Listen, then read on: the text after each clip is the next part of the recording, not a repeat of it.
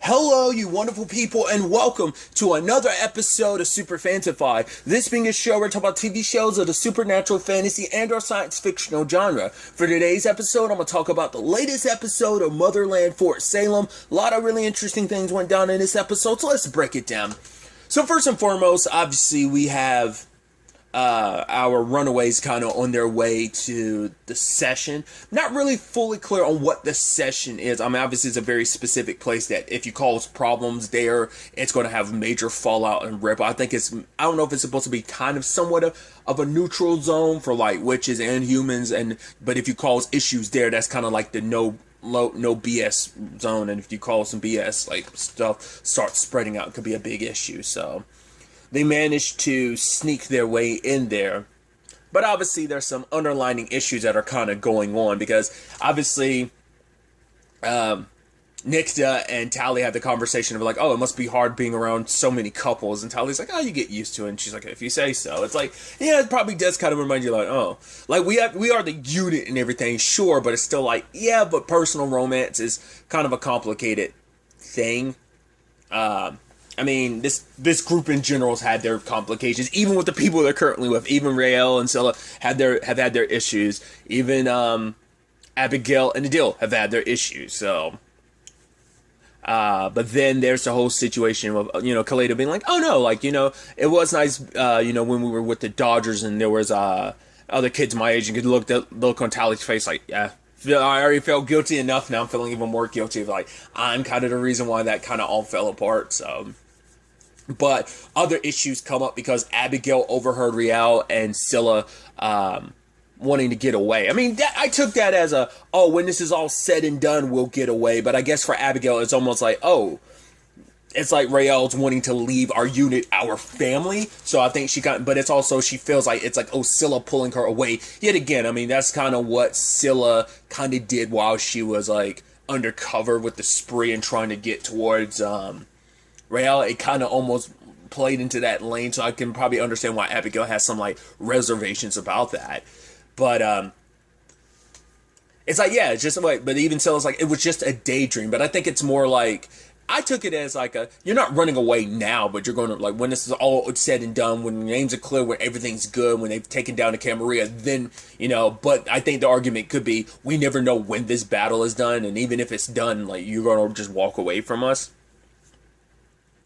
But then there's also the element of you up here daydreaming about your happily ever after while we're on the run. That's most likely going to end up getting us killed faster because you're not focused on things like you're supposed to be. So, because Scylla kind of made things a little worse by being like, Rael's been thinking about this a lot longer than you think you have, than you think she has, which hits Tally and Abigail, because it's almost like, wait, what? Like, because Rael's never told them about that. I mean, to be fair, she always had that runaway mentality from the very beginning of the series, but it's like, I think Abigail was like, no, but we're in this together. Like, if she had any doubts of, like, she wanted to run away or whatever, after everything we've all been through together, there's no way Rael would, like, leave without really talking to us. So I think when Rael comes back, which we'll get to in a second, that's probably going to be a really, really big conversation that they're going to have. But Rael ended up getting taken by the Mycelium because I don't know if it's just because Rael, it has her connection to the Mycelium, and it's like, right, so it needs to bring back every piece of itself to fully heal. Like, it needs, like, the seed that's in Rael to kind of help, like, spread and grow. Because I wonder what the correlation is with this and now that Alder. Once again, I don't know if it's actually Alder or whether it's like the full-blown... Because the consciousness of the Mycelium is supposed to be a collective of, like, every witch that's died, it's supposed to have gone to the Mycelium. So it's a collection of all their voices, all their consciousnesses. So is it just the Mycelium is it kind of like the Tartarus? The reference I made before was like the machine from... Person of Interest. It finally found its voice, whether it's using Alder's body and voice to be its body and voice, or whether that actually is Alder back, but she's kind of new. I don't know. I interpreted it last episode being like, that's not Alder, but her being out and about, I wonder, does that have any effect? Like, maybe the core of the Mycelium is gone and it needs someone to fill that void a little bit, and who's the closest one to fill that void? Is Rael. Because it's like, why take her? Like, I mean, especially, jumping around a little bit, the ending of it where the mycelium is pretending to be her, not just pretending, like using her mom's face and voice to convince her to stay, because she's looking at her hand to see the mark between her and Scylla that's like, right, no matter what, we'll always find each other, I'm looking for you. But the mycelium is like, no, don't ignore that. Don't worry, Mama's gonna look after you. Which I'm like, there's layers to that, because it's like, yeah, you look like her mom, you sound like her mom, but also like the mycelium is mother to all witches. So there's layers to that statement. But it's like, why are you forcing her? Like, if you asked her for help, she probably would help. But it seems like either the mycelium is so desperate, but there's also a part of me that's like, you don't think somehow the mycelium has gotten corrupted and now it's like trying to hold. Because the fact is, it's creating this illusion. I mean, I guess it's like, if you saw the reality of it, like, which she's kind of going down this route before. She saw her mom before in the mycelium, but like this time it's different. It's using her mom kind of as a negative means of keeping her. I guess it's like, right, at the very least, I can keep you calm. Like, the longer you stay here, the quicker I can heal and everything will be hunky-dory, because if the mycelium falls, all witches fall. Once again, I don't think they'll die. Maybe they will, but it seems like it's more so like it'll take away all their powers, so. Circling back, Tally and Nycta, it turns out, well, Nycta shows her real face to Tally, which Tally already saw it. She saw it a couple days ago, which Nycta's like, wait, there's no way you could have seen that. No one can see that far ahead. Maybe a couple hours, but to see days ahead, it's like, no. But Tally's like, yeah, I guess I'm the only one. But Nycta says using that type of work for 30 years comes with a price. There has to be some equivalent exchange of, like, her face is like that just from 30 years on the run and using her powers like that. It takes its toll. I figured that's what that was supposed to represent when she was also bringing up last episode that she chose this face to go after Alder because it's not a real face. But it's like, right, because she wanted to do the face that Alder would remember. I mean, I guess showing her your real face would have just been like, because I guess the argument could have been like, if you showed her a real face, you could have been like, Alder, this is what you forced me to do. But it's just like, no, this is the face that you remember. This is the face that's going to be your undoing. Is kind of what the sentimentality behind that. So obviously having that level of foresight is going to be interesting. But I think the problem is how much of that is something you can actually change and how much of that is just like, set in stone. Like her seeing Hurst and hear him talking about the first song, she thought like, oh, he's still nearby so we can get him.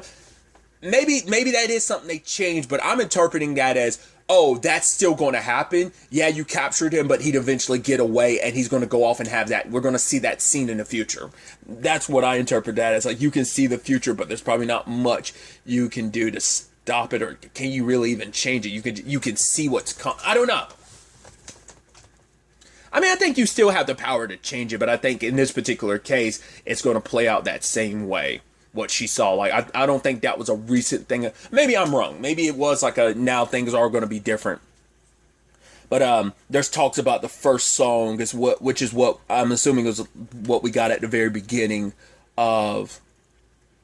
I wonder, does that have any correlation with the poison and stuff like that to be their undoing? Because he said he needs something that spreads. Because the guy was like, when they were digging up and finding part of the mycelium, it's like, why don't you just let me dynamite? He's like, I needed something that will spread. So I'm wondering, they're trying to find the first song again. I wonder, is that, was the mycelium kind of born from that? And it's like, right, maybe the first song can also be its undoing as well. Maybe that first song has something to do with Adil and Abigail, the whole earth and sky coming together, specific a bellwether and a Tarim. Khalida knows about it, but obviously Adil doesn't, but she knows something about it because she kind of got a little cagey after she heard that conversation. So I'm assuming, like, I'm guessing she's worried because that combination is so destructive that it can be probably the people, the witches involved, it can probably be their undoing. So it'd probably end up killing Adil and Abigail, or maybe one would die in the process of the union. Only one can survive it type of situation. Almost like the God, I'm already blanking on its name. From the Vampire Diaries, where like the twin Geminis, the merge. Yeah, so I wonder if it's almost like something like that, where only one can survive it type of situation. We'll see.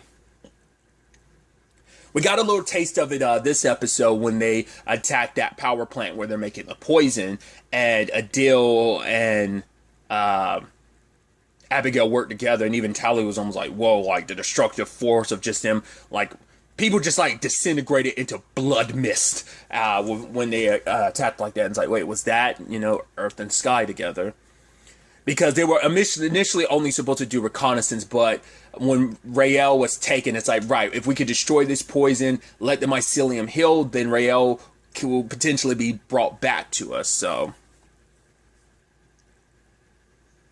But when they were done, I pretty much figured that they weren't going to be that lucky and Hearst was on the helicopter, because they would have shown it. I was like, yeah, there's no way he's actually on that helicopter. I wonder why Nicta decided to stop that. Because, she decided to handle things on her own rather than letting Abigail handle it. Because Abigail was about to do her thing, but Nicta brought her birds and they just, crashed the helicopter. But they ended up finding Hearst. But the bastard, he's so smug and so in control that he's not worried about it one bit. So they've got him captured, but that kind of doesn't mean anything in the long run. They were able to stop the poison, but I'm sure they might probably have other manufacturing plants for it too. So this is probably one of many. And even if not, they can probably easily start up somewhere else. This is the only place they knew of its existence. So now it's no use to them and they'll just move on. But it does seem like it is enough to kind of shake the, rattled the Camarilla, because Silver, the moment that all went down, he got worried about it. He's like, well, we got to go. Something came up in the president. I was like, oh, is it something to be worried about? It's like, nah, don't worry about it. It's good. So you're like, right. It's got them a little rattled because it kind of blew up their plans. It's like, right, this is supposed to be the big thing. So, but Hearst is on his own right now. So we'll see if he's able to, well, Abigail wanted to kill him then and there, but it's like, well, we can't. After all that bastard's done, it's like, you can't just let him go, but, they didn't have much time with everything they're dealing with, because they get attacked by the marshals, which Nicta was like, oh, they're not real, and it's like, lo and behold, they are real, and even Adil can't hide from them, because with his power, the moment, their eyes glow, so it's like, what their whole deal is, are they similar to the Camarilla, where they have, other people's work? Is like, how is it that they can, what are they fully capable of? Because this is our first time running into the marshals at all, right? Have they ever, maybe they've been referenced in the past. I don't remember the marshals ever coming up. Obviously, we never saw them, at least. Once again, if I'm wrong, do correct me in the comments down below. But I think it was, they're just kind of mythic witch hunters, I guess. But they're worse than the Camarilla. They're just kind of like the boogeyman. Maybe, are they even part of the Camarilla, or are they something separate? I'm assuming maybe they're high rank. I mean, because they didn't go to help Hearst either. Maybe they didn't see him. Maybe they didn't care. It's like, oh, once a witch is in front of us, that's all they care about. Not unless the marshals are witches turned witch hunters or something like that. I don't know. Kind of almost like Blade, how Blade is a vampire, but he's a vampire hunter. Maybe it's something of that kind of ilk. Because how else?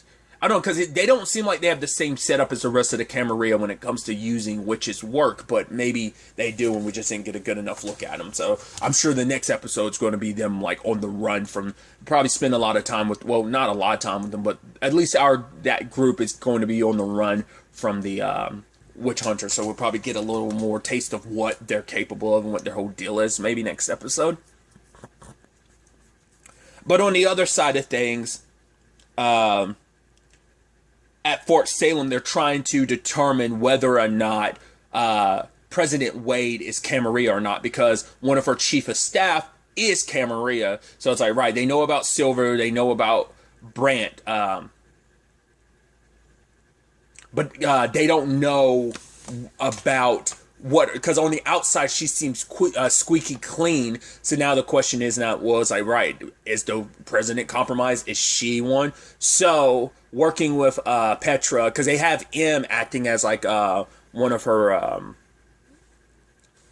bodyguards, essentially. So they have someone on the inside very close to the president. But the question then becomes okay, so we got to find out quicker whether or not Wade is on our side or not. So they plan on recording her voice and trying to see if there's any deception in it and try to find out if she's with the Camarilla or not. So they have this whole party, but apparently Abigail's mom and President Wade have history.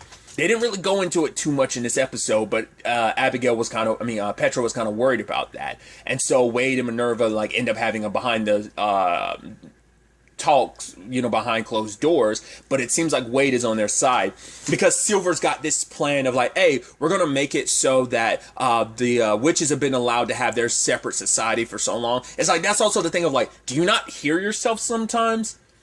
I think that's humanity for you. It's like, right, it wasn't too long ago in history that there was such a divide amongst humanity. Still exists between like, oh, you're from here, or you're because you're from this religious background, or you're this ethnicity, so it's like that, and now it's like you're perpetrating that even more, and like, do you not see the irony? But for them, it's like, no, witches are a powerful, dangerous species. They shouldn't be considered the same thing as humans just because of all the destruction and death that they're able to cause. It's mainly the spree, but I think it's more so witches in general. They view it as like, yeah, you've been allowed to exist. You're too dangerous to exist. You're a danger to humanity, humans in general, so... But it sucks because they all have to like put on a smiling face around him. It's like, I know you're here. And even then, like, the fact is that Silver and Brant are like making these jokes of like, oh, is that so and so? It's like, oh, they should put a number around them. I'm like, what the do you... I guess that's the major allegory it's going for, very much like how mutants once again are an allegory for racism. As a kid, I probably never would have gotten that. Now, obviously, the major allegory here is like, the same thing as well. It's like even more so racism. Because it's like, yeah, witches are viewed as a different species entirely, which they kind of are, but at the same time, they're still very much like human. They live, breathe, and die like humans. Yeah, they have extenuating circumstances to their situations, but still, the fact is you said that, it's almost like I can't even tell them apart. Ha ha ha ha. I'm like, do you not know how jacked up that is? How sounding that is? But it's like, yeah, like whispered amongst each other, they're not. They just can't even help themselves. And the guy that Anacostia is like close with, that's with Silver, he's just like, can I drop the facade, just rip his face off? It's like, come on, this guy sucks. So, but Wade ended up proving herself to be an ally when Silver was like, yo, we're going to make a bill so that witches' power is like limited. Like they won't be able to even vote. Once again, I was like, you don't realize how much of your history you're setting back.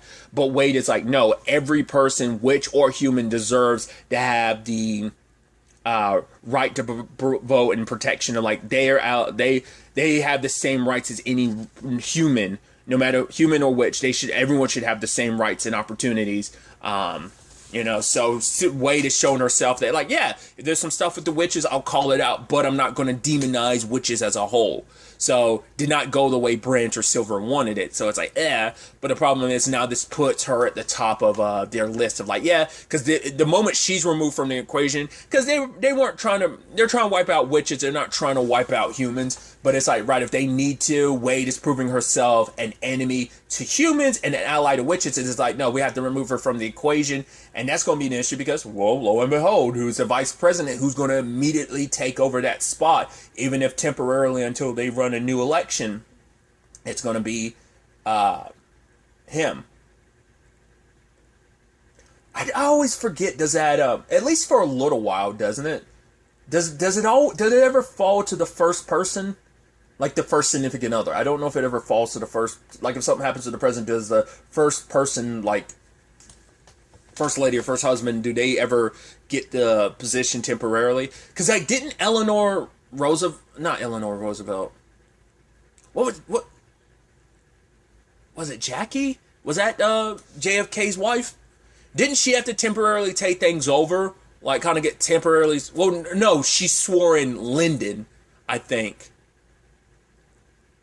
Lyndon B. Johnson, I think. My American history is all kinds of like blurred. Because I remember like she still had Kennedy's like blood and brain matter on her when I think she had to swear him in, even with that. So I think like that's how that would work. Because I was about to say, I don't think the president's significant other gets the power and then they have to give it. I think it's like, no, they kind of have to swear in the next president. Once again, it all come down to Silver, and that's the last thing you want. It was interesting, like I said, we never got a lot of the explanation, but Minerva explained is like, right, me and Wade, we grew up, we were kind of like working our way up the ranks at the time, and yes, we didn't always see eye to eye, but you know, she's like, from the beginning, I told you could trust Wade, that she was a good person. And then I love that she said to Petra, it's like, right, you didn't always like Alder, but could you imagine what the conversations would be like now? It is that separation of distance of like, given time, how things would play out. It's like, right, now being where we are now, like you kind of being general, you now walking in Sarah's shoes, finally getting what you wanted. Granted, you didn't want it 100% this way. Think about the conversations you'd have with Alder, and I think that could be something we see in the future of like, I mean, now that we know, once again, quote-unquote, Alder's back, we still don't know fully who or what that is, whether it actually is Sarah or whether that's just, once again, the Mycelium, but still. It's just that thing of like, yeah, time and age kind of allow you to kind of like, right, so many conversations that can be had over bourbon. Like, yeah, we have our differences of opinions, but, you know, and we might not always see eye to eye, but, you know, there's still like a mutual respect there. I think it's kind of what Minerva was kind of going for. So that's where things kind of stand on that front. And on the other side, we have everything Isadora's dealing with. Because last episode, at the end, it was like the whole Penelope thing. And so she plays a song. I don't know if that's supposed to be like a recording of Penelope to make her kind of hear herself. Or maybe it's the song she sung. Whatever the case may be, it was enough to kind of bring Penelope's consciousness back. And she starts raining, like it starts raining like black stuff, I guess, from like the witch play. Because there's some part of her consciousness still out there from, I guess, like the way... when Abigail ended up killing her, it ended up like spreading her, like her being is there, but almost like the particles and then consciousness are there, they're just scattered. And so he ends up bringing her, they end up using some work to kind of reconstitute her, and she seems like she's lost, because it seems like, at first I was like, oh, does she have amnesia, not knowing who she is? She's like, home, and then she starts attacking Isadora. So I think maybe there's still some parts of the witch plague still inside of her, or maybe it's like this is fragments of her consciousness. So they brought back part of her, and the moment they put her back in the tube, I guess it wore off and she evaporated again. So they'd probably have to like, they're only getting fragments of her consciousness, so maybe only like certain, like, oh, maybe that was just all her rage, or maybe it's tiny bits of her consciousness, but also the witch plague kind of still existing inside of her. Still unclear what that is, but that seems like that's going to be interesting, because that feels like, I mean, Isadora is definitely going down her Frankenstein route with this, and we'll see what the end result is going to be. It's definitely going to be interesting. But really, that's all I want to talk about. Till the next time we meet, be happy, be safe, live life to the fullest, and enjoy it. Good day, and goodbye.